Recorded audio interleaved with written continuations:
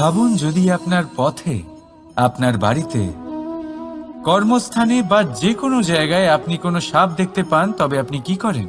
সেই সাপের থেকে আপনি দূরে পালাবার চেষ্টা করেন, বা সেই সাপকে আপনি সরিয়ে ফেলার চেষ্টা করেন যাতে সাপের থেকে আপনি মুক্তি পান, যাতে সে আপনাকে ছোবল না মারে, তাই না? এবার ভাবুন, যদি সেই বিষধর সাপের কাছে মণি আছে জানতে পারেন, তাহলে কি করবেন? তখন আপনি তাই করবেন, সেই সাপের থেকে দূরে পালানোর চেষ্টা করবেন। এবার দেখুন কি অদ্ভুত ব্যাপার, মানুষ সাপের থেকে দূরে পালাতে থাকে, তার কাছে মণি আছে সেটা জেনেও। কিন্তু এই মানুষ ধনী আর দুষ্ট লোকের কাছে নিজে পায়ে হেঁটে যায়, চেষ্টা করে যে তার উপর ওদের কৃপা দৃষ্টি থাকে, আর এই সব কাজ শুধুমাত্র ধন লাভ করার জন্য। তাই মনে রাখবেন, সে রূপবান হোক বা ধনবান, দুষ্ট তো দুষ্টই থাকে, আর এই দুষ্টদের থেকে দূরে থাকাটাই মঙ্গলজনক। কাছে তাদের রাখুন যাদের মনে প্রেমের অমৃত আছে, কাছে তাদের রাখুন যারা জীবনে কর্মের ওপর নির্ভরশীল। রাধা রাধা। ভেবে দেখতে গেলে দুধকে জলের থেকে বেশি ভালো মনে করা হয়, আর সেই জন্য দুধের মূল্য জলের থেকে অনেক বেশি হয়।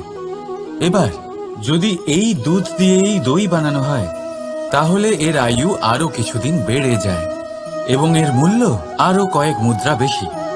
এবার যদি এই দই থেকে মাখন বানানো হয়, তাহলে তার আয়ু আরো কয়েক সপ্তাহ বেড়ে যায়, আর তার মূল্য আরো কিছু মুদ্রা বেশি। এবার এই মাখন থেকে যদি ঘি তৈরি করেন, তবে এর আয়ু অনেক বছর বৃদ্ধি পায় এবং এর মূল্য মাখনের থেকে আরো কয়েক মুদ্রা বেশি।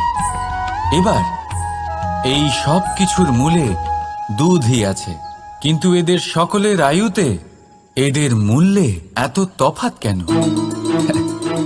তার কারণ এই যে দুধকে দই হওয়ার জন্য অনেক কষ্ট সহ্য করতে হয়, দইকে মাখন হওয়ার জন্য লাঠির আঘাত সহ্য করতে হয়, আর মাখনকে ঘি হওয়ার জন্য বহু ঘন্টা ধরে আগুনের তাপ সহ্য করতে হয়।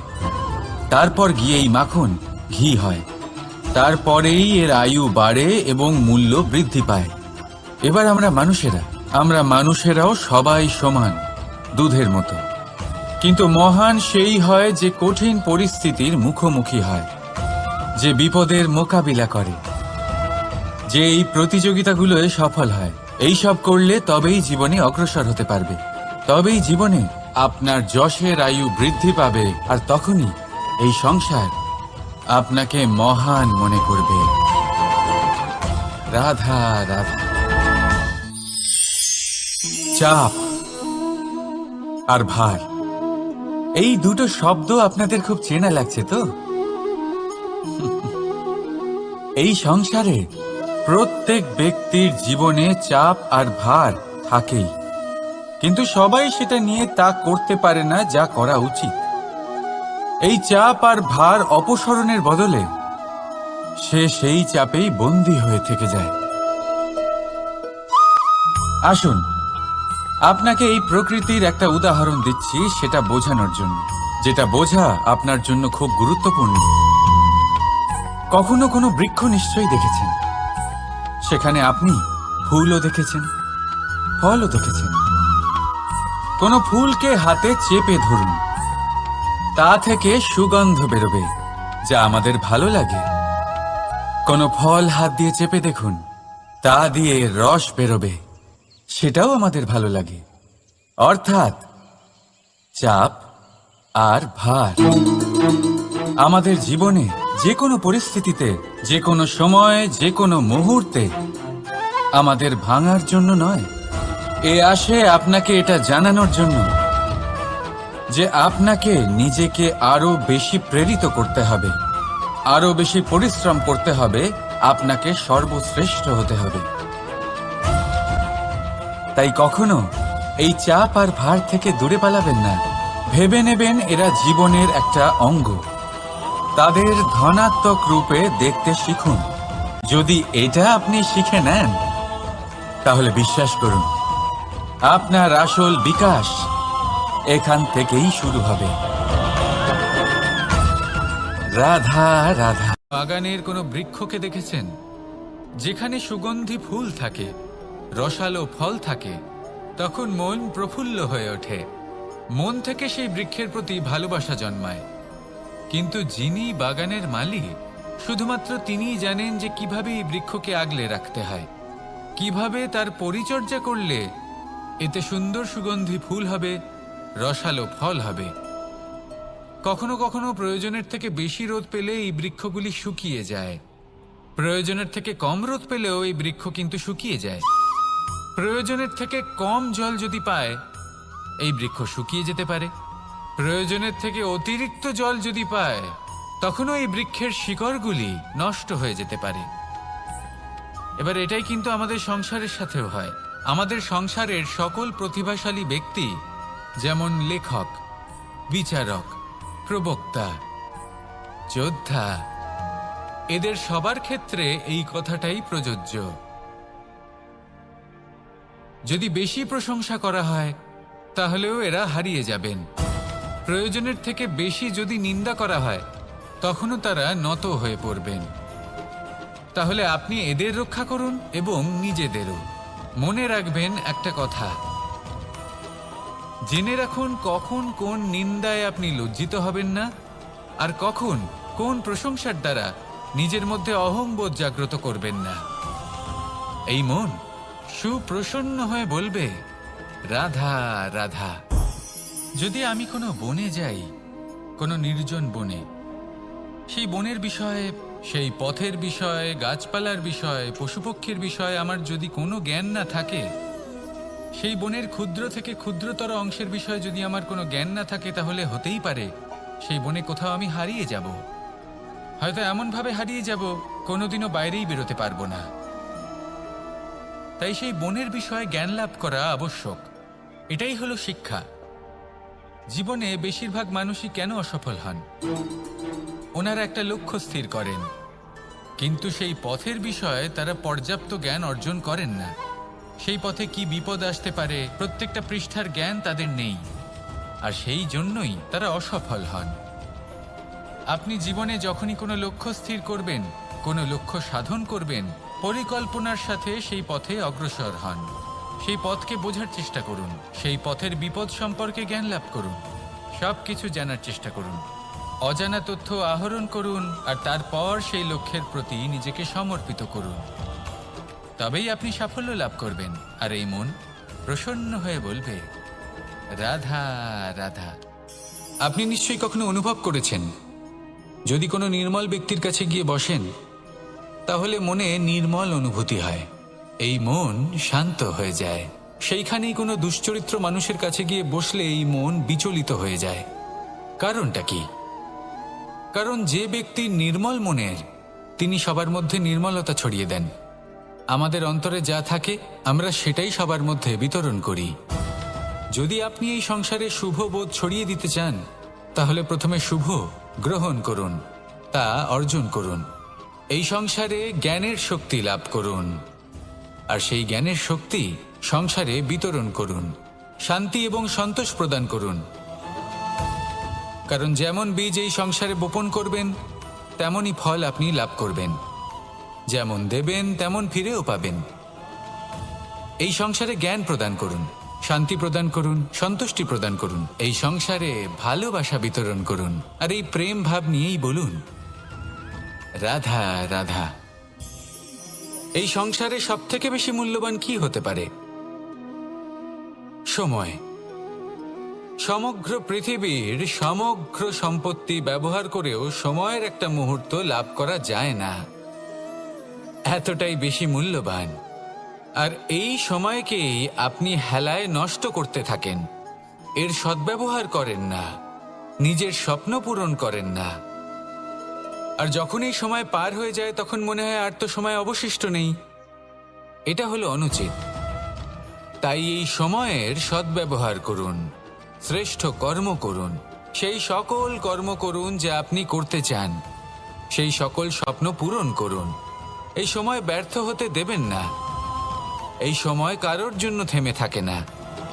আর একবার এই সময় পার হয়ে গেলে আর আপনি তার সদ্ব্যবহার না করলে, এই সময়ই এসে আপনার বিনাশ ঘটাবে।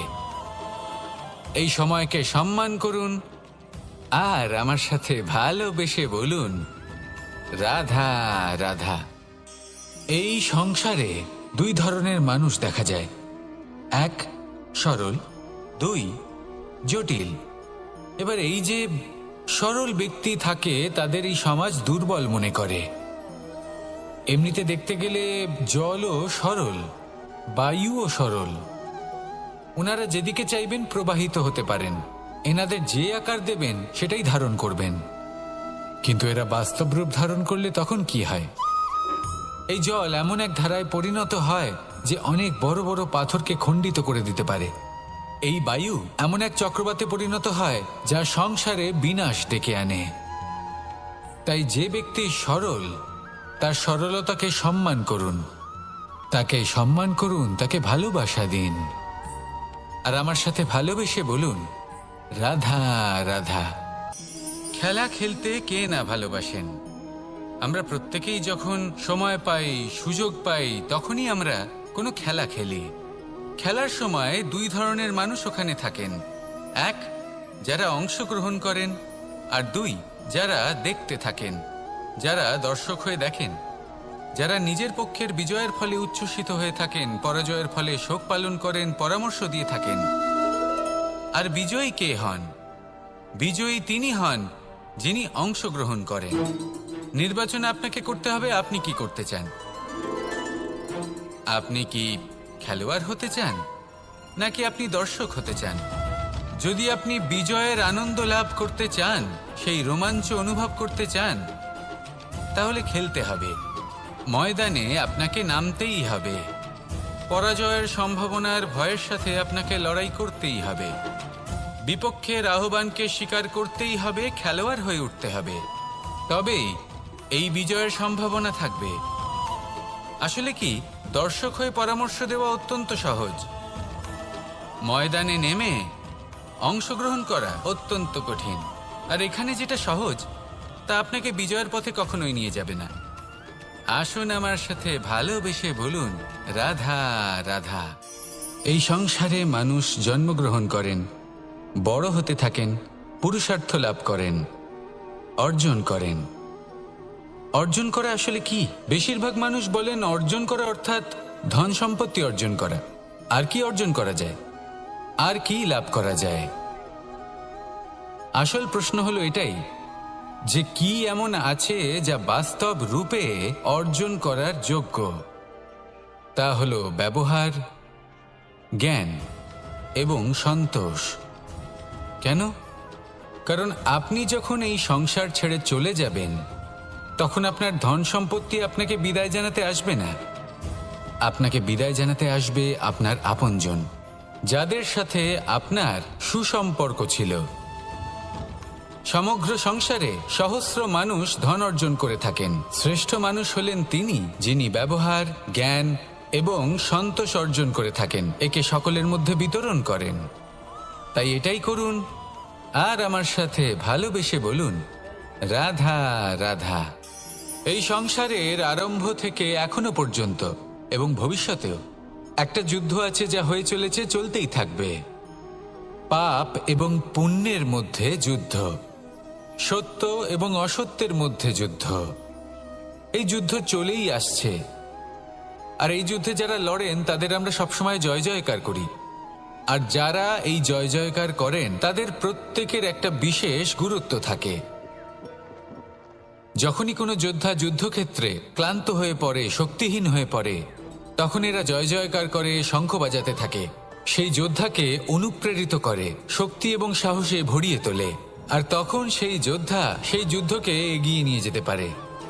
যখন শ্রীরাম লঙ্কা যাত্রা করার জন্য সেতু তৈরি করছিলেন, তখন একটা ছোট্ট মিষ্টি কাঠবিড়ালি নিজের মুখে মাটির টুকরো বয়ে নিয়ে গিয়ে তার সাধ্যমতো তাকে সাহায্য করছিল।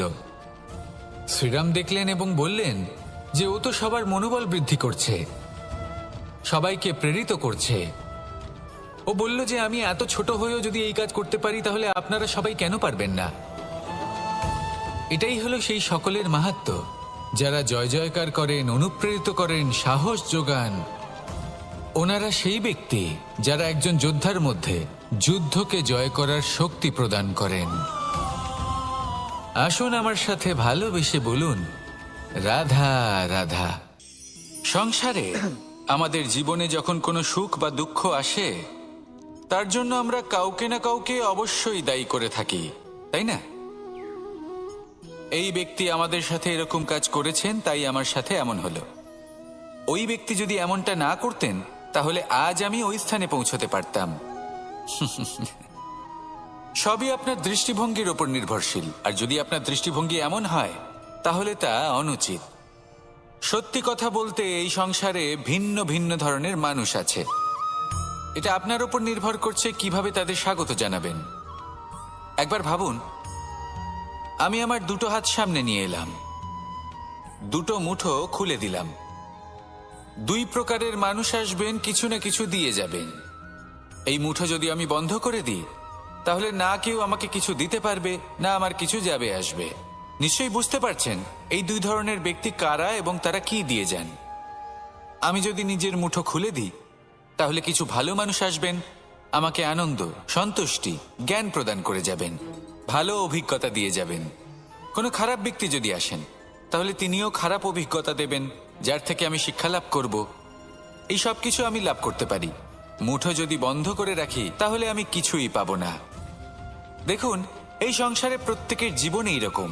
প্রত্যেকের জীবনে সবকিছুই আছে, ভালো খারাপ দুই মানুষই আছে। ভালো অভিজ্ঞতা আছে, খারাপ অভিজ্ঞতা আছে। নির্ভর করছে আপনার উপর যে আপনি কি করবেন। এনাদের স্বাগত কিভাবে জানাবেন, কার থেকে কি বুঝবেন, কি শিখতে পারবেন, আর কোন দৃষ্টিভঙ্গি নিয়ে অগ্রসর হবেন। এটাই নির্ধারণ করবে যে আপনার জীবন কেমন হবে। আসুন আমার সাথে ভালোবেসে বলুন, রাধা রাধা। এটা হলো একটা সাদা পাতা। এবার এতে আমি যাই লিখব, সেটাই এর অস্তিত্ব হবে। এতে আমি প্রেমের কিছু কথা লিখে একে প্রেমপত্র বানিয়ে তুলতে পারি। মাতা পিতার জন্য একটা শুভ সংবাদ লিখতে পারি। শত্রুর বিষয়ে সতর্ক করব বলে সেনাকে একটা সংবাদ লিখতে পারি। দ্বারকাবাসীর জন্য কোনো সংবাদ পাঠাতে পারি। যাই লিখব, এই পত্র সেটাই হয়ে উঠবে। সেই রকমই হলো আমাদের জীবন। আমরা যেমন কর্ম আমরা করব, আমাদের অস্তিত্ব এবং ব্যক্তিত্ব ঠিক তেমনই হয়ে উঠবে। যদি আপনি একটা অসাধারণ, উজ্জ্বল এবং সম্মানজনক জীবনযাপন করতে চান, তাহলে তার একটা রহস্য আপনাকে বলি। যেমন কথন হবে, কর্ম তেমন হবে। অর্থাৎ যতটুকু বলেছেন ততটুকুই করুন, আর যতটুকু করেছেন ততটুকুই বলুন। এই একটা নিয়ম যদি আপনারা পালন করেন, তাহলে এই সংসারের সমস্ত পণ্ডিত আপনাকে অবশ্যই সম্মান করবেন। তাহলে এটাই করুন আর আমার সাথে ভালোবেসে বলুন, রাধা রাধা।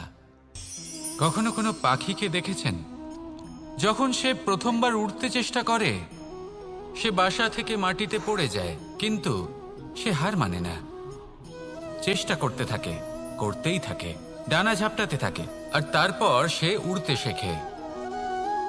গোল শালগ্রাম শিলাকে দেখুন, পর্বত থেকে খসে পড়ে, ধাক্কা খায়, জলের প্রবাহ দ্বারা ঘর্ষিত হয়, তারপরে তা শালগ্রামে পরিণত হয়। ভেবে দেখুন, যদি কোনো পাখি প্রথমবার উড়তে গিয়ে এটা ভাবে যে না না, যদি আমি পড়ে যাই তবে, আমার যদি আঘাত লাগে তবে, আর যদি ভয়ের কারণে সে শুরুই না করতে পারে, চেষ্টাই না করে, তাহলে কি সে উড়তে শিখবে? কখনোই নয়। এটাই আমাদের শিখতে হবে, প্রারম্ভ করতে হবে। তা অত্যন্ত গুরুত্বপূর্ণ। যখন আমরা কিছু শুরু করি তখন ভয় করে, কিন্তু যদি এটা না করেন, জীবনে কখনো সামনে এগোতেই পারবেন না। হতেই পারে প্রারম্ভ করার পরে আপনি পড়ে যাবেন, বারবার নিচে পড়ে যাবেন, কিন্তু যদি নিরন্তর চেষ্টা করতে থাকেন, তাহলে একদিন না একদিন আপনি অবশ্যই সফল হবেন। এই শুরু করাটাই সব থেকে বেশি কঠিন। এর দ্বারা ভয়ভীত হবেন না। আসুন আর আমার সাথে ভালোবেসে বলুন, রাধা রাধা।